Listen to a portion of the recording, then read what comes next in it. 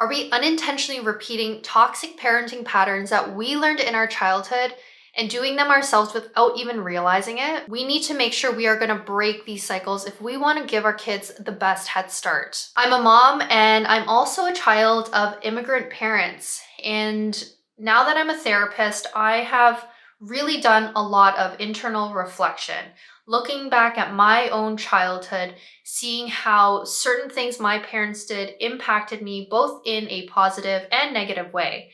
And I'm coming into my motherhood way more mindful of how I'm going to parent my daughter to ensure that she's going to grow up feeling confident and also resilient. So in this video, I want to share with you some of my insights that I've really reflected on and what are some common toxic parenting patterns that I've seen in a lot of families, especially if you're a millennial parent and you grew up with parents coming from that baby boomer age, some of the parenting approaches that they took and how that really impacted our generation. Now, this video isn't to blame our parents.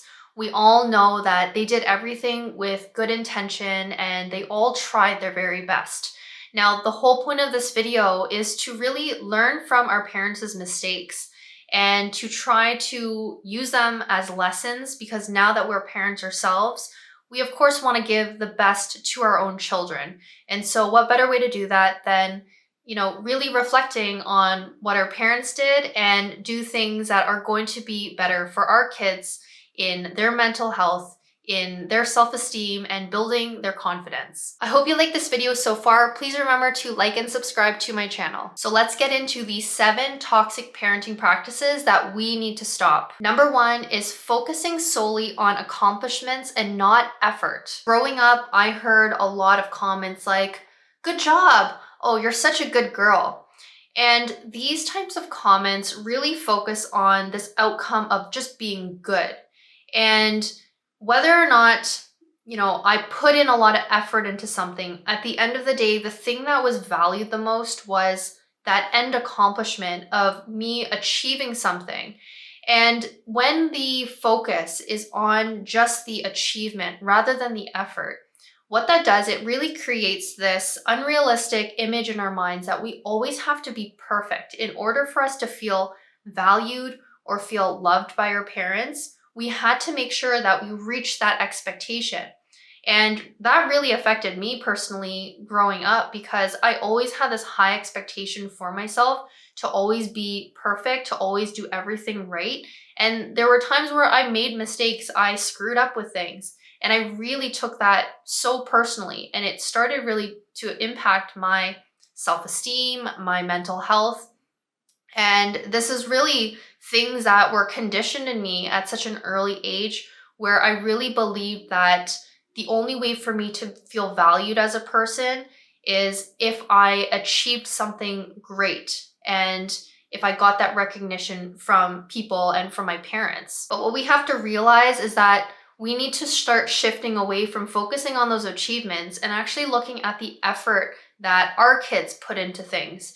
If our kids are working on studying for a test and they studied really hard, they put in the effort, they put in the hours to try to memorize things, to learn different things, and they still came out with a B or a C, it's really, focusing on how much they tried and they put in that effort, rather than punishing them for not getting an A or a B plus, right? Because then that is going to really impact their self-esteem and self-worth, and it's really going to teach them to have an external motivation system rather than an intrinsic one. Number 2 is jumping in too early to prevent a mistake. So I catch myself doing this one a lot. When I notice that my daughter is about to make a mistake with something, maybe she's trying to build a tower and she's just gonna put the wrong piece in the wrong spot.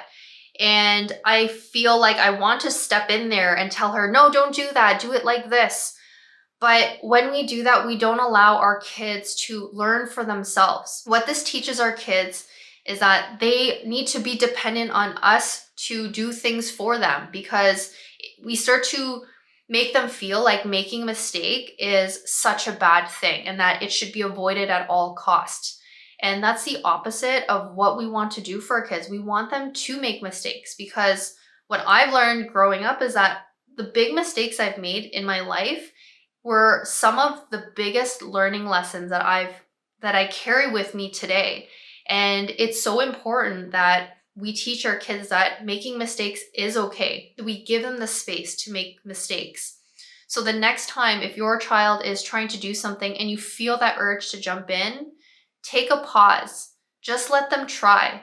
Don't try to intervene too early, because you want them to figure things out on their own. You want them to learn how to try, make errors, and be okay with that. It's part of growing up. Number 3 is undervaluing our children's emotions.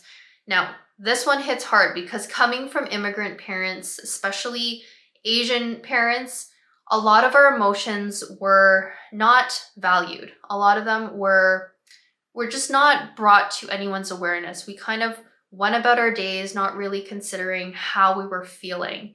And whenever something didn't go my way, what I heard a lot was, oh, it's okay, everything will be fine, don't worry about it.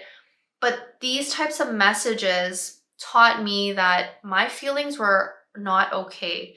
And if I ever felt sad, if I ever felt angry about something, that these feelings are not safe. And when you grow up thinking that your feelings are not safe, you start to suppress a lot of your emotions. You start to fear them when they start to come up, when they start to bubble out inside of you.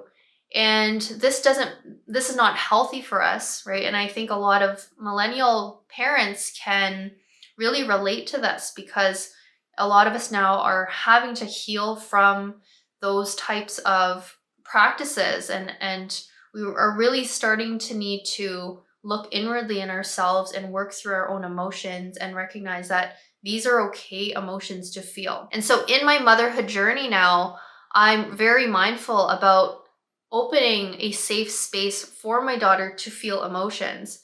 And when she does feel upset, validating that, letting her know that it's okay to feel upset.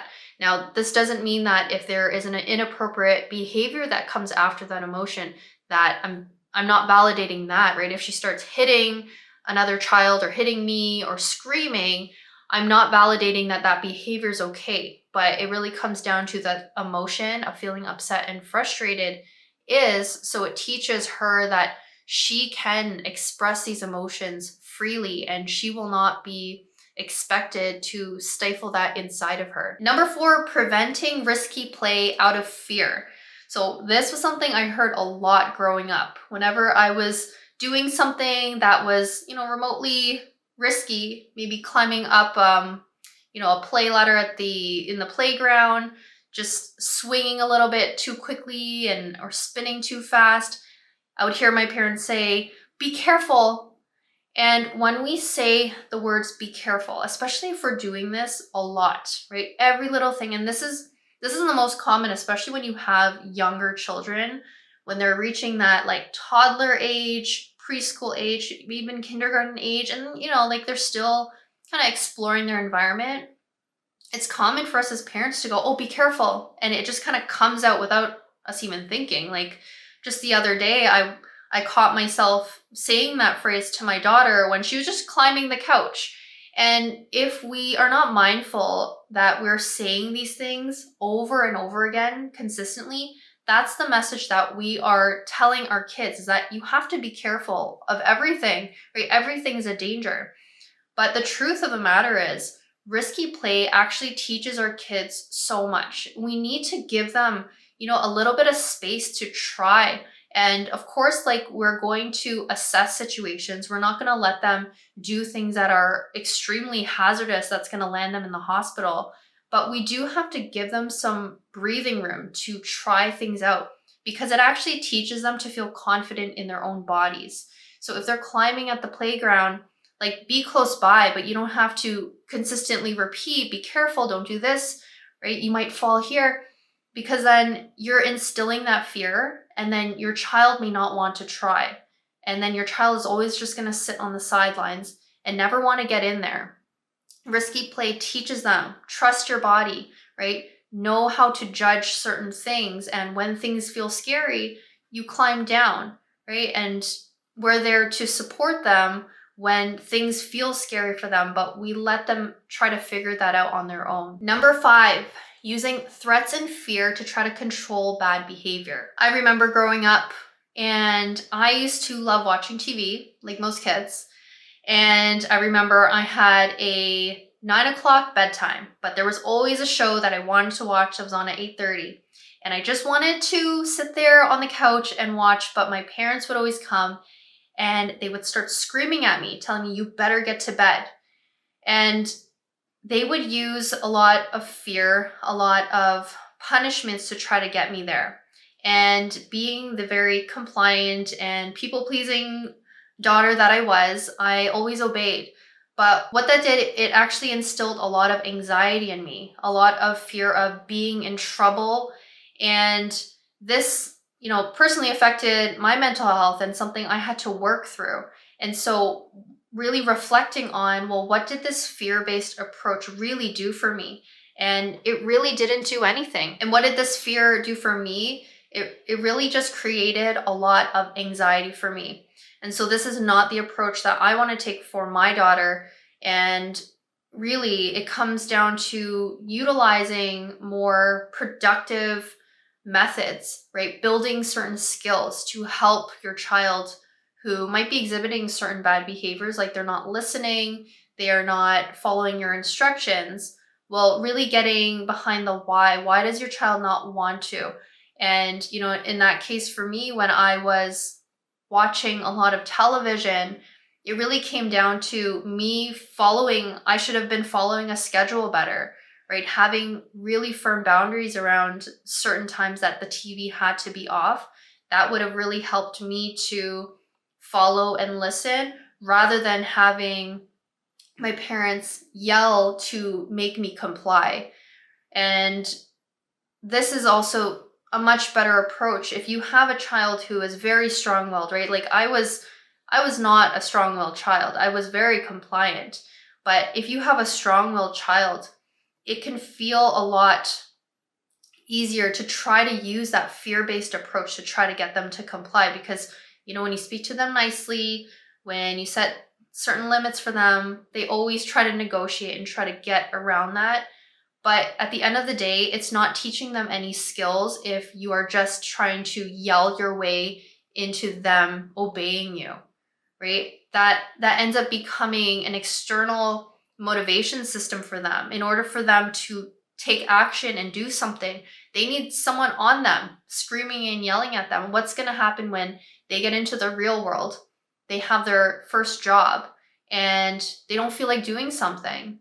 Well, then are they just waiting for their boss to yell at them or to threaten to fire them before they actually take action? We don't want that to be your child's pattern in the way they're behaving, right? We want them to have an internal system where they feel motivated to actually comply by what the rules are. Number 6 is comparing your child to other children. And hearing this was a very tough thing for me growing up. Whenever I'd hear a comparison of, how well someone else did, my friend's friend achieved this, and that really impacted my self-esteem. And, growing up, I have an older brother and having comparisons to him, that again also affected my self-esteem. And so for our kids, this is not something that I want to repeat, this type of pattern, because all it does, it creates a lot of shame. It creates a lot of even jealousy in our kids. And we're really, by comparing our kids to another child, what are we trying to do here? Are we utilizing that technique to try to motivate our kids? Yeah, you often don't get a motivated kid after you try to compare them to someone else who's doing something better than them. You end up raising a child who becomes very resentful, who becomes very, who has a very low self-esteem because of this. And so we actually need to, rather than focusing on the other child, focus on your child. Focus on what their strengths are, build them up, build their confidence through their own strengths. And instead of focusing on the other child, Focus on your child, focus on their unique strengths, and help them to grow in whatever interest that they have. And number 7 is overemphasizing obedience rather than encouraging critical thinking. So when we say things like, you just have to do as I say, I'm your parent, right? We're not encouraging a dialogue with our child. It becomes, I'm here, you're here, and you just have to listen to me no matter what. It really teaches a child that I have no voice. And I'm not saying that we are equal to our kids. I don't believe that in any parenting approach should we ever treat it as our kids, have equal authority when it comes to parenting. We are always going to be the leader of our family, of our tribe, right? But at the same time, in any kind of leadership, we want to allow our members to have a voice. We don't want to just throw down our authority and say, whatever you're thinking doesn't matter, right? We want to have an open dialogue. So allowing our kids to, even if they disagree, like if we put a certain rule, like you need to be home by a certain time, you have that curfew. And yes, like if we're saying you need to be home by 7 p.m., let's say, that is going to be the rule. But we also want our kids to be able to express themselves too, right? And I actually really love the idea of, if my child, like later on when my daughter's older, if she's able to convince me out of a certain, opinion or decision, like I want her to be able to do that, because that is a life skill. When she's out in the real world, I don't want her to, just be dictated by someone who is above her in her work and feel like she can never try to, say her piece and give her opinions. I think it's valid for her to share what she thinks. At the end of the day, I'm going to still make my decision. If I still think that a 7 p.m. curfew is the right thing, I'm still going to hold that boundary. But, if there are things that she's saying that make a lot of sense, she's going to be at a friend's house who, the mom so well, you're best friends with her. And, she's going to give you a call at 8 p.m. because we're trying to finish a show that we really want to watch, makes sense. There's a lot of validity to her point, and I'm going to listen to that. And so it's really being more open-minded. And this is a very big shift that the older generation and this new generation are having when it comes to parenting. We are starting to see now that we have to treat our kids with respect. We have to treat our kids like human beings and, people with voices that need to be heard and listened to, rather than just small children who just need to comply and obey. So what I want to say here is that breaking these generational patterns, these familial, parenting practices that came from maybe our parents and our grandparents and our great grandparents, it's just been passed down, and it's been so ingrained in the way we think that it really does take a lot of work. It takes a lot of patience and inner reflection to start shifting our perspective and shifting our behaviors. It can feel like a lot, but if you're sitting here, realizing that you're right, I want to do things differently because I recognize how negatively, the parenting approaches had on me as a child. And I don't want to repeat the same things with my child, but I just don't know what to do. Like, it just feels very overwhelming. Mind you, it is very overwhelming. I want you to know that you're not alone in this. If you do want this help and you feel ready to make these changes, please feel free to reach out to me personally. I'm here to offer private parent coaching that can really help you unpack what are these generational patterns that are impacting you right now and also impacting your parenting. Those are my 7 toxic parenting patterns that we need to stop. I hope you found this video helpful. Please remember to like and subscribe to my channel, and I'll see you guys on the next one.